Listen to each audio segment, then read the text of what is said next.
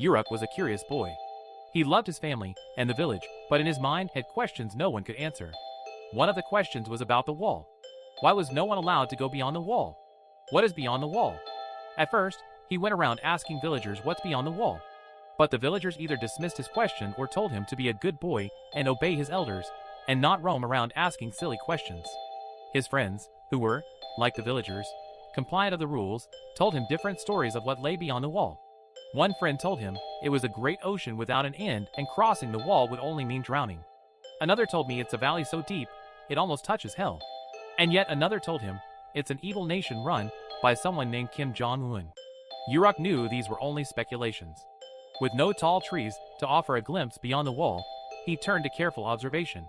He noticed that the breeze drifting over was faint, suggesting the absence of large water bodies.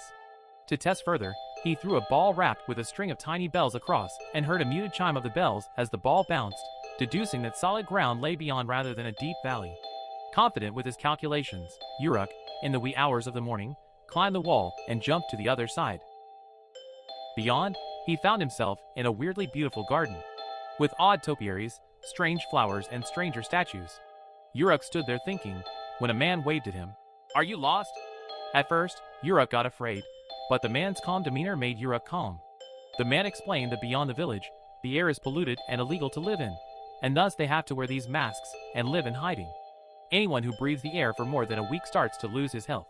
When Uruk asked about the strange garden, the man explained, pollution had reshaped the environment, and with it, their culture. The flowers were survivor species. The statues, their new gods. The man invited Uruk into his mansion and led him through its halls. Inside, Uruk found a gallery of humanoid cat portraits, which the man explained were exotic art he traded, their family's only source of income. The man introduced Uruk to his wife and daughter. While the wife was polite and invited him to breakfast, their little daughter acted strangely. He squeezed Uruk's legs and arms and pulled his cheeks until her mother took him off him. On the dining table, Uruk got freaked out when he got something that resembled a human face on his plate. The man, sensing the shock, immediately replaced it with a bowl of milk and fruits. At last, while the man requested Uruk to not tell anyone about their existence as they were there illegally, Uruk thanked the man for his generosity and gave him his words, and went back beyond the wall to his village. The man finally removed his mask. "We have to take care of this quickly," he whispered to his wife. "The livestock are getting curious."